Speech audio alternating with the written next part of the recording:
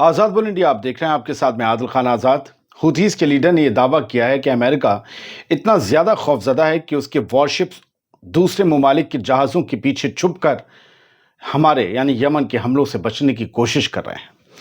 ये बातें उन्होंने जुमेरात की रात कही। सैयद अब्दुल मलिक अल हौती सीरिया, गाज़ा और लेबनानी मोर्चे पर जारी लड़ाई पर बोल रहे थे और इसी दौरान उन्होंने ये बात कही, ये दावा किया। यमन के अंसारुल्लाह मूवमेंट के सुप्रीम लीडर सैयद अब्दुल मलिक अल हौती ने यह दावा किया कि यमनी आर्म्ड फोर्सेस की तरफ से बड़े पैमाने पर चलाए जा रहे समुद्री ऑपरेशंस के बीच अमेरिका के जंगी जहाज और उसके एयरक्राफ्ट कैरियर्स, उसके वॉरशिप्स, डिस्ट्रॉयर्स चाइना के जहाज़ों और दूसरे जहाज़ों के साथ साथ चलते हुए या उनकी आड़ में चलते हुए यमन की तरफ से दागे गए ड्रोन्स और मिसाइलों से बचने की कोशिश कर रहे हैं।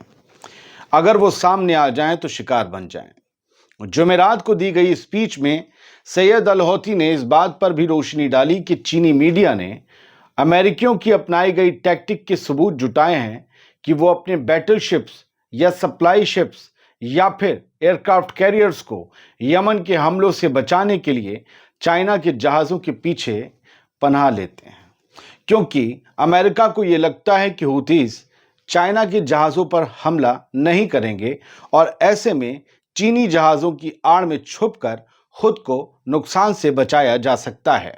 सैयद अल हौती ने इस बात पर भी जोर दिया कि अब दुश्मनों से जुड़े जहाज़ों के शिकार के लिए हमने सर्च ऑपरेशन पर जोर देना शुरू कर दिया है ताकि उन्हें किसी भी हाल में बचने न दिया जाए। यानी अगर चाइना के जहाज़ के पीछे भी अमेरिका के जहाज़ छुप गए तो हम जाकर उन्हें निशाना बनाएंगे। क्या वो ऐसा ड्रोन बोट से करेंगे, पता नहीं। उन्होंने आगे बताया कि हमारे हाथों टारगेट किए जहाज़ों की तादाद 211 पहुंच गई है, यानी 211 जहाज़ों को हम निशाना बना चुके हैं।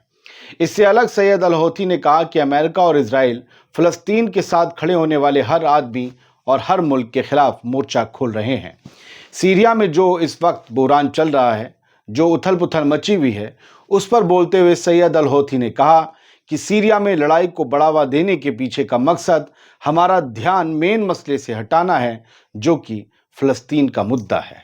फ़लस्तीन ही हमारे लिए अहम है, हम उस पर फोकस ना कर सकें, इसलिए सीरिया में सबको उलझाया जा रहा है। सैयद अल हौती की स्पीच पर एक और खबर छपी इरना में।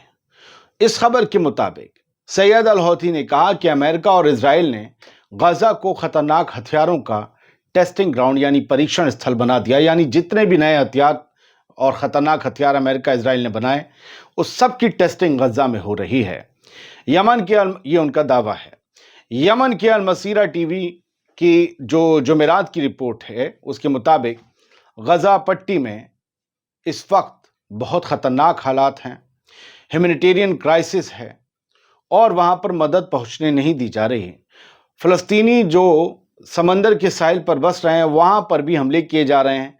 अल-अक्सा मस्जिद में भी इस वक्त बेअदबी की जा रही है। अब्दुल मलिक अल हौती ने कहा कि अमेरिका के जो प्रेसिडेंट इलेक्ट हैं डोनाल्ड ट्रंप, उन्होंने धमकी दी है कि अगर यहूदी कैदियों को गज़ा से रिहा नहीं किया गया तो वो गज़ा को जहन्नुम में बदल देंगे।